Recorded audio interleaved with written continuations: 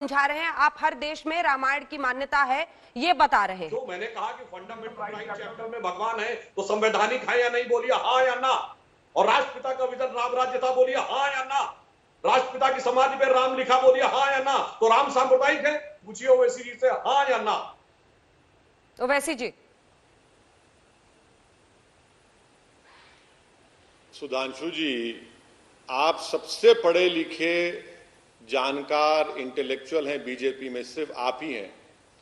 मैं आपसे पूछ रहा हूं कि जब नाथुराम गोडसे ने गांधी को गोली मारी तो गांधी ने कहा था है राम, और गोडसे के साथ सावरकर भी इस कॉन्स्पिरेसी में शामिल थे, जिसको जस्टिस कपूर कमीशन ने बताया कि सावरकर भी गांधी के कत्ल में को कॉन्स्पिरेटर थे। सुधांशु जी, जब गांधी ने हे राम कहा और मारने वाले के साथ सावरकर, आपकी सावरकर से कितनी मोहब्बत है मैं जानता हूं। दूसरा बात सुधांशु जी, आपने उठाया कि संविधान जो पहली किताब बनाई गई थी उसमें राम सीता की तस्वीर है, बिल्कुल सही है। सुधांशु जी, आप ये क्यों भूल जाते हैं कि उसी किताब में टीपू सुल्तान की तस्वीर है, अकबर की तस्वीर है, गौतम बुद्ध की तस्वीर है, गुरु नानक की है। सुधांशु जी, वो किताब आप जैसे लोगों को समझाने के लिए बनाई गई थी कि देखो आरएसएस संघ परिवार वालों, ये देश में राम को मानने वाले भी हैं, ये देश में बौद्ध मजहब को मानने वाले भी हैं। और उसी किताब में सुधांशु जी वैदिक पीरियड भी है, मुगल पीरियड भी है। सुधांशु जी, इतने पढ़े लिखे आप हैं और आप इस तरह के जवाब दे रहे हैं, मुझे हरगिज आपसे उम्मीद नहीं थी। आप मेरे सवालात का जवाब नहीं दे रहे हैं, इसीलिए आप इसको दूसरी जानिब लेकर जा रहे हैं। मगर मैं आपका शुक्रिया अदा करता हूं कि आपने अपनी लाइल्मी का इजहार किया है। आप इसको मैं बताना चाह रहा हूं, आपसे फिर से पूछ रहा हूं कि भारत सरकार का कोई रिलीजन है, बता दीजिए, क्योंकि आप भारत सरकार की तरफ से ही बैठे हैं। क्या नरेंद्र मोदी की गवर्नमेंट का कोई रिलीजन है, आप बता दीजिए। क्या संविधान ये कहता है कि देश का मजहब ये है? नहीं कहता सुधांशु जी। और आप गांधी की बात करते हैं, मैं आपसे गुजारिश करूंगा कि गांधी और के मुंशी की गुफ्तगू को पढ़ लीजिए गुफ्तगू को। सुधांशु जी। हाँ, मैं बताता हूं ओवैसी साहब, भारत की सरकारों का रिलीजन रहा है। और बताता हूं, हिंदू राष्ट्र तो नहीं, आंशिक मुस्लिम राष्ट्र तो यह है। जब शरीयत के कानून को इंप्लीमेंट करने के लिए सर्वोच्च न्यायालय का नियम बदला गया तो वो मुस्लिम राष्ट्र की अवधारणा नहीं थी कि तो क्या थी, बोलिए। तब कोई एक शब्द निकला था सेक्युलरिज्म के चैंपियनों के मुंह से कि उस औरत को 80 रुपया नहीं मिलना चाहिए। चूंकि धार्मिक मामला है तो वो शरीयत का लॉ किसने लागू किया? भारत की संसद ने। यस, आवाज। 4 बीबी का नियम किसने रखा? मुस्लिम पर्सनल लॉ बोर्ड अडॉप्ट किया भारत की संसद ने। अब बोलिए जनाब। और भारत के प्रधानमंत्री स्वर्गीय नरसिम्हा राव ने कांग्रेस में प्रस्ताव पारित करके कहा तथा कथित बाबरी मस्जिद हम फिर बनाएंगे। जहां तक मेरी जानकारी है, इस्लामी मान्यता के अनुसार गैर मुस्लिम नहीं बना सकता, काफिर को हक नहीं है मस्जिद तामील करने का। मगर मुलायम सिंह यादव ने भी कहा था कि हम मस्जिद बनवाएंगे। अब ये मजहब नहीं दिख रहा था आपको, ये तो मुस्लिम राष्ट्र के अंश दिख रहे थे। बस यही समस्या है। हिंदू राष्ट्र का एक हवा, अरे साहब जनाब ये समझिए, हिंदू राष्ट्र का एक हवा और मुस्लिम राष्ट्र साक्षात दिख रहा है। ये क्या था? ये धर्म नहीं था तो और क्या था मान्यवर?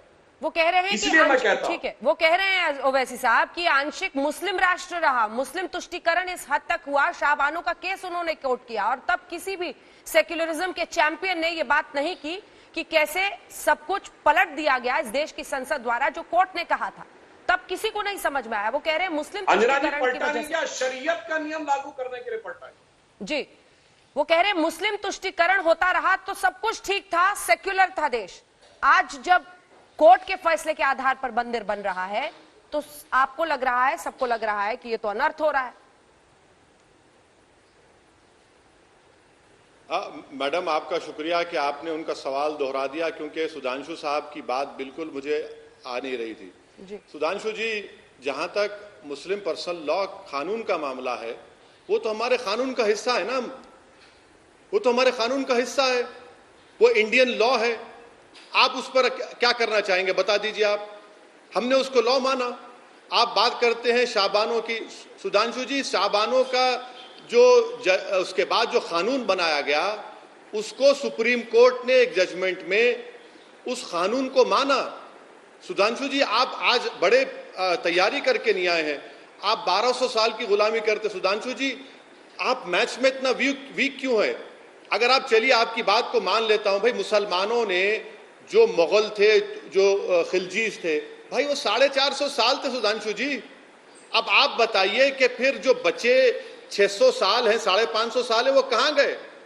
सुधांशु जी, क्या आप ये भी कह रहे हैं कि आप उसको गुलामी का पीरियड मारते? जब बौद्ध मजहब के लोग थे, जैन मजहब के लोग थे, उसको भी गुलामी मानते हैं आप?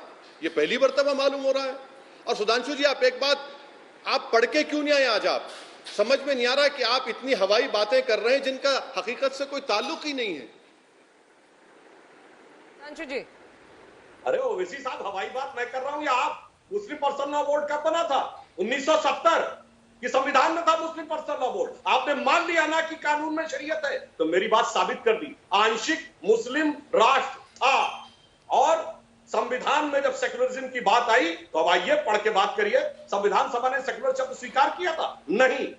जब उसमें बहस हुई डॉक्टर अंबेडकर की अध्यक्षता में, Loknath Mishra, H.N.. Mukherjee, Pandit Jawaharlal Nehru, constituent assembly की डिबेट पढ़ लीजिए। क्या सवाल आया कि अगर अल्पसंख्यक होगा तो सेक्युलर नहीं हो सकता, क्यों किसी सेक्युलर देश में माइनॉरिटी नहीं होता, और अगर माइनॉरिटी होगा तो सेक्युलर नहीं होगा, सेक्युलर होगा तो माइनॉरिटी नहीं होगा। पर कहा गया माइनॉरिटी रखना है, इसलिए सेक्युलर नहीं रखना है। सेक्युलर 1976 में जोड़ा गया जनाब, आप भूल गए। 42वां संविधान संशोधन, डेमोक्रेसी की हत्या करके सारे के सारे अपोजिशन को जेल में डाल के डॉक्टर अंबेडकर ने कहा था संविधान की प्रस्तावना, प्रीएम्बल ऑफ द कॉन्स्टिट्यूशन, संविधान की आत्मा है। उस आत्मा को बदल दिया गया जनाब। 70 में आया है मुस्लिम पर्सनल लॉ बोर्ड, और आप बड़े एलानिया कह रहे हैं कानून है। तो मेरी बात साबित कर रहे हैं ना कि कानून इस्लामिक नियमों को मान्यता देता है। हिंदू का तो कोई नियम हमने कभी कहा ही नहीं लागू कर रहे, हम तो कहते हैं मॉडर्न लॉ लागू करो। और बड़ी मजेदार बात है साहब, बहुत मजेदार बात है, आप ये बात कह रहे हैं जो आपने 1200 साल गुलामी की बात कही, आप भी लगता कुछ भूल गए। ये जैन और बौद्ध क्या 1200 साल पहले हुए थे? भगवान महावीर 569 बीसी और भगवान बुद्ध 569, भगवान महावीर 599 बीसी। जनाब 2700-2600 साल पहले हुए थे। और ये गुलामी उस दौर की गुलामी है जब कौन आए? अरब आए, तुर्क आए, अफगान आए, उज्बेक आए, ब्रिटिश आए, डच आए। अगर आप सोच, मुझे समझ में नहीं आता उससे क्या रिलेशन। आपके लोग एलानिया कहते हैं कि साहब 800 साल हमने हुकूमत की, तो मतलब आप अपने को उन लोगों से मानते हैं जो तुर्क, मुगल, अफगान, मंगोल, इनसे कोई कनेक्शन मानते हैं क्या? चलिए वर्तमान पर आते हैं। ओवैसी जी, वर्तमान पर आते हैं, वर्तमान पर आते हैं। जब आप ये कहते हैं कि मस्जिद थी, है और रहेगी, Indian Muslim personal law board ये कहता है मस्जिद थी, है और रहेगी, तो क्या ये जहर घोलने के बराबर नहीं है? जिस तरह से सौहार्दपूर्ण तरीके से सुप्रीम कोर्ट के फैसले के बाद पूरे देश ने स्वीकारा, और उसी कोर्ट ने कहा है ना कि यहां पर मंदिर बनेगा। क्या आपका सवाल का आखिरी हिस्सा बोलिए। उसी कोर्ट ने कहा है ना कि यहां पर मंदिर बनेगा। उसी कोर्ट ने कहा है ना कि सरकार मस्जिद के लिए अलग से जमीन दे। उसी कोर्ट ने कहा है ना कि सरकार ट्रस्ट बनाए। मस्जिद कैसे है? मैडम, अगर मैंने ये कहा है, सुनिए मैडम, मैं अगर ये कह रहा हूं कि यहां पर मस्जिद है और थी और है और रहेगी, तो ये मेरा राइट है। इसमें कंटेम्प्ट कहां से आ रहा है बताइए आप? और मैं बोलता रहूंगा, जब कभी भी 5 अगस्त आएगा, जब कभी भी 6 दिसंबर आएगा, असदुद्दीन ओवैसी बोलता रहेगा ये बात को। ये उकसाने के बराबर नहीं है ओवैसी जी। ओवैसी जी, आपको टोक कर एक सवाल पूछ रही हूं सर, काउंटर क्वेश्चन है। क्या ये लोगों को उकसाने के बराबर नहीं है? ये एक ऐसा मैटर जिससे अब आगे बढ़ने की जरूरत है, उसमें जहर घोलने के बराबर नहीं है। किसको उकसा रहे हैं आप? मैडम, किसी को उकसा नहीं रहे हैं, हकीकत बता रहे हैं। अगर 6 दिसंबर को 92 को सुधांशु जी की पार्टी सुप्रीम कोर्ट को झूठ बोलकर बाबरी मस्जिद को शहीद नहीं करती, तो क्या आज का फैसला आता? ये सुधांशु जी भी जानते हैं। और उमा भारती को बिठा लिया वहां पर जो एक्यूज है उस केस में। मैडम, एक बात प्लीज आप समझिए कि ये मेरा फ्रीडम ऑफ एक्सप्रेशन का राइट है, मैं इसको बोलता रहूंगा, उकसा नहीं रहा हूं। मैं किसी को नहीं कह रहा हूं कि खुदा ना खास्ता लॉ एंड ऑर्डर लो। मैडम, आप जानते हैं, आपके टीवी प्रोग्राम पर आपने कई न्यूज दिखाए हैं कि किसका नाम लेकर, गाय का नाम लेकर लुकमान को मारा गया परसों। कौन किसका नाम ले रहा है? और सुधांशु जी को मैं फिर से समझा रहा हूं, बड़ी इज्जत के साथ उनको समझा रहा हूं कि सुधांशु जी, मुस्लिम पर्सनल लॉ बोर्ड एक सोसाइटी एक्ट में रजिस्टर हुआ, मगर मुस्लिम पर्सनल लॉ है अभी कानून में भारत के। वो शरीयत, आप शरीयत को समझते नहीं है सुधांशु जी, आप शरीयत कहे जा रहे हैं। सुधांशु जी, जैसा हिंदू मैरिज एक्ट है वही सिविल मैटर्स में ये भी है। क्या आप हिंदू मैरिज एक्ट को खत्म कर देंगे? आप बताइए, हिंदू मैरिज एक्ट है नहीं है? क्या आप ये नहीं जानते सुधांशु जी कि हिंदू अनडिवाइडेड फैमिली एक्ट है? उसके बारे में आपकी राय क्या है? मैं आपसे बताने की कोशिश कर रहा हूं कि आपके पार्टी और प्रधानमंत्री ने आज वहां पर जाकर इस बात का सबूत दिया कि उनका मजहब, उनका रिलीजन सब पर सुपर इंपोज करेंगे। प्रधानमंत्री ने 5 अगस्त को 15 अगस्त से जोड़ दिया, आप उस पर कुछ कहना नहीं चाहते। सुधांशु जी, मोहन भागवत वहां पर किस कैपेसिटी में बैठे? यही वो आरएसएस है जिसने विश्व हिंदू परिषद को 1960s में बनाकर राम जन्मभूमि की बात की। उससे पहले तो ना मालविया ने बात की, उससे पहले तो ना के मुंशी ने बात की।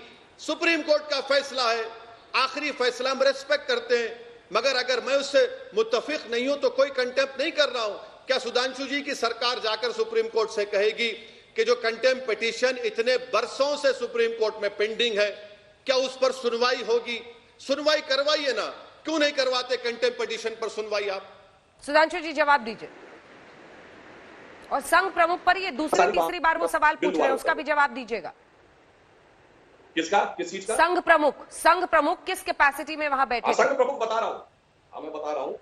संघ प्रमुख इसलिए वहां थे कि भारत का सबसे बड़ा संगठन यदि आज की डेट में कोई है किसी भी क्षेत्र में, मैं अंजना जी कई बार बोल चुका हूं, वनवासी क्षेत्र में सबसे बड़ा वनवासी कल्याण आश्रम, दलित क्षेत्रों में सबसे बड़ा सेवा भारती, विश्वविद्यालयों में सबसे बड़ा विद्या भारती, विद्यार्थी परिषद सबसे बड़ा धार्मिक संगठन विश्व हिंदू परिषद, और जितने भी अनुसांगिक संगठन हैं, अगर आप देखें वर्ल्ड में कोई एक संगठन नहीं जिसके 30,000 स्कूल हो, वो सब संघ के हैं। तो संघ इस समय सामाजिक जीवन के सबसे बड़े संगठन के रूप में है, तो सामाजिक प्रतिनिधित्व के रूप में था, उसमें क्या समस्या की बात है? इसलिए राम मंदिर के भूमि पूजन में बैठे सुधांशु जी, इसलिए क्योंकि वो सबसे बड़ा संगठन है और वो इसलिए कि वो सबसे तमाम वनवासी इलाकों में काम करते हैं। सबसे पहले राम जन्मभूमि का समर्थन किया था। इनसे पूछिए कि जब आपने स्वतंत्रता आंदोलन में स्वतंत्रता संग्राम सेनानियों को पेंशन दी थी तो सबको दे दी थी क्या? सिर्फ उन्हीं को दी थी ना जो स्वतंत्रता लड़े थे। अब कह रहे हैं कि जो लड़े नहीं थे बल्कि उल्टा खड़े थे, मतलब जो अंग्रेजों के पिट्ठू थे उनको भी स्वतंत्रता संग्राम सेनानी का पेंशन दिया गया था क्या? अब ये सवाल किया गया था कि ये क्यों आके बैठे हैं? ये बताइए ना। महात्मा गांधी के पास पूरी कैबिनेट गई थी, महात्मा गांधी न राष्ट्रपति न प्रधानमंत्री थे, न कांग्रेस के अध्यक्ष थे, न कैबिनेट के सदस्य थे। प्रेरणा के स्रोत थे, संघ प्रेरणा का स्रोत है। अब मैं दूसरी बात कहता हूं, जो इन्होंने कहा कि मस्जिद थी, तो मैं पूरी विनम्रता से कहता हूं ओवैसी जी से कि अगर उनको इस बात का दुख है कि कोई धार्मिक स्थल, वैसे टेक्निकली मस्जिद धार्मिक स्थल नहीं होता है, अगर फिर भी उनको लगता है कि उनको लगता है धार्मिक स्थल टूटने से हमें दुख है, तो वो कहें कि जितने भी मंदिर कश्मीर में तोड़े गए थे वो रेस्टोर करवाएंगे। उसके लिए भी बोला होता। धुबरी बरपेटा से लेके मल्लापुरम तक 92 के बाद जितने मंदिर तोड़े गए, आप कहते हैं कि हाँ ठीक है, उनका भी उद्धार दोबारा होना चाहिए, तो मैं मानता कि ईमानदारी है। और आपके तो सांसद, विधायक और छोटे भाई खुद कह चुके हैं 800 साल जिन्होंने हुकूमत की, तो मैं और किसी की बात नहीं कह रहा हूं, जिन्होंने खुद लिखा तजुके बाबरी में बाबर ने लिखा ये मंदिर मैंने तोड़े, आईने अकबरी में अकबर ने भी लिखा ये मंदिर तोड़े, फतवाए आलमगीरी में लिखा औरंगजेब ने मैंने ये मंदिर तोड़े, फतवते फिरोज शाही में फिरोज शाह तुगलक ने लिखा ये तोड़े। आप कहते हैं वो भी बहाल कर दो, ओवैसी जी, तब तो हम मानते हैं कि ईमानदारी है, अन्यथा वो सब तो रहेंगे और यथावत। और एक में आप कहेंगे, और फिर मैं ईमानदारी से कहता हूं एक बात और, आपने कहा कि बाबरी मस्जिद की कोर्ट निर्णय दे चुका है, मैं फिर कह रहा हूं और लाखों दर्शक देख रहे होंगे, बताइए बाबर ने कहीं लिखा कि मैंने मस्जिद बनाई? उसने तमाम चीजें लिखी, अपने तजुके बाबरी में लिखा नहीं, हुमायूं नामा में उल्लेख है? नहीं। आईने अकबरी में उल्लेख है? नहीं। जहांगीर नामा में नहीं। फतवा आलमगीरी से आता है। और एक विदेशी ट्रेवलर आता है 16808 से 1611, विलियम फिंच, वो कोई इस्लामिक स्ट्रक्चर का उल्लेख नहीं करता। 1800 में जो जोसेफ टिफेंसलर आता है उल्लेख, ये सारे साक्ष्य कोर्ट में आ चुके हैं। फिर भी अगर आप मानते हैं तो मैंने अपना पहला वक्तव्य दिया, आप उन सारे धर्म स्थलों के लिए एक समान नीति अपनाइए, अन्यथा फिर आप एक आंख से देख रहे हैं। और अंत में फिर कहता हूं, बिल्कुल मुस्लिम पर्सनल लॉ भारत के कानून में मान्यता प्राप्त है और वो विशुद्ध इस्लामिक कानून से चलता है। इसीलिए मैंने कहा भारत आंशिक रूप से मुस्लिम राष्ट्र बनाया गया था। तो वैसे जी इसका जवाब। और प्रधानमंत्री तो खुद कहते हैं सर कि मैं संघ का सिपाही हूं। उन्होंने देश की संसद में कहा है, वो स्वीकारते हैं कि हम सब मिलकर संघ के लिए काम करते हैं। तो इसमें कोई पर्दादारी तो है नहीं। एक के बाद एक हर सवाल का जवाब देता हूं मैडम, क्योंकि वक्त बहुत कम है और आप थोड़ा टेक्निकल डिफिकल्टी से आवाज़ खराब आ रही थी, अब अच्छी आ रही है। जितना मैं सुन पाया सुधांशु साहब का, मैं जवाब दूंगा। सुधांशु जी, आरएसएस का जो ओथ है, मैं आपको कोट कर रहा हूं DR गोयल, राष्ट्रीय स्वयंसेवक किताब से। क्या आप जब आरएसएस का ओथ लेते हैं तो आप उसमें नहीं कहते कि मैं हिंदू रिलीजन के लिए काम करूंगा, हिंदू सोसाइटी के लिए काम करूंगा, हिंदू कल्चर के लिए काम करूंगा? क्या ये भारत का संविधान क्या ये कहता है? ये क्या भारत के संविधान में हिंदू रिलीजन की बात है, इस्लाम रिलीजन की बात है? अगर प्रधानमंत्री ये कहते हैं कि मैं आरएसएस का स्वयंसेवक ही हूं, इस देश का प्रधानमंत्री नहीं हूं, तो प्रधानमंत्री अपने ओथ का वायलेशन कर रहे हैं। प्रधानमंत्री अपने ओथ का वायलेशन कर रहे हैं और वो कह रहे हैं कि भाई इस देश का एक ही मजहब है जो मेरा मजहब है। अब रहा सवाल सुधांशु जी, आप वो तमाम मिसालें दिए, मेरे को एक सवाल का जवाब दीजिए सुधांशु जी। क्या आप काशी मथुरा को भूल चुके हैं? क्या आपके लोग काशी मथुरा के मसले को नहीं उठाएंगे? क्या आप ही के साधु संत ऑर्गेनाइजेशन ने बाबरी मस्जिद के इस जजमेंट के बाद सुप्रीम कोर्ट में केस नहीं डाला कि 1991 एक्ट जो है उसको ख़त्म करिए, वो सेकुलरिज्म के खिलाफ है, जिसको सुप्रीम कोर्ट ने कहा है कि इसका बेसिक स्ट्रक्चर से ताल्लुक़ है? आप बात कर रहे हैं कि मल्लापुरम से लेकर, सुधांशु जी यही तो हम कह रहे हैं ना कि आज बाबरी मस्जिद की जगह पर प्रधानमंत्री ने जाकर जो भूमि पूजन की, वो तो ये देश को बता रहे हैं कि भैया काशी भी बाकी है, मथुरा भी बाकी है, और वो 50,000 मसाजिद जो किसी जमाने में आपका मानना है कि मंदिर थे, वो सब पर अब बात होगी। यही तो हम कह रहे हैं कि आप इस चीज को इस्तेमाल करेंगे, अपनी कमजोरियों को छुपाएंगे। मेरे सवाल का जवाब आप क्यों नहीं दे रहे हैं कि क्या 5 अगस्त को 15 अगस्त से मिलाया जा सकता है? क्या इस देश का किसी एक मस्जिद और मंदिर किसी इस देश का सिंबल हो सकता है? आप बताइए ना। मैं आपसे कह रहा हूं कि ना मस्जिद, ना मंदिर, ना गिरजाघर इंडिया का सिंबल हो सकता है। इंडिया का सिंबल कॉन्स्टिट्यूशन है, इंडिया का सिंबल उस कॉन्स्टिट्यूशन का बेसिक स्ट्रक्चर है, इंडिया का सिंबल उसका भाईचारा है, ब्रदरहुड है, जिसको आप लोग खत्म कर रहे हैं। सुधांशु जी जवाब दीजिए। वो कह रहे हैं कि अयोध्या तो अभी झांकी है, काशी मथुरा बाकी है, अब इस राह पर चल निकलेंगे आप लोग। मैं अभी जवाब देता हूं। देखिए, इन्होंने पहली बात कही आरएसएस की ओथ में हिंदू रिलीजन वर्ड कहीं नहीं है, हिंदू धर्म है, और धर्म एक जीवन पद्धति है, संप्रदाय मत नहीं है। रिलीजन की कोई डेफिनेशन हिंदुइज्म पे लागू होती हो तो मैं चुनौती के साथ कहता हूं, बता दिया जाए। एक पूजा पद्धति, एक देवता, एक विचार पद्धति, एक पैगंबर, कुछ नहीं है। तो वो हिंदू धर्म है। यही समस्या है कि रिलीजन और धर्म का जो घालमेल किया जाता है। संविधान में पंथ निरपेक्षता शब्द लिखा है, पर बार बार धर्म निरपेक्षता वर्ड कहा जाता है। दूसरी बात, इन्होंने कही काशी मथुरा की बात, तो मैं तो कहना चाहता हूं, अगर आप भूलना चाहते हैं तो सारी बातों को भूलिए ना।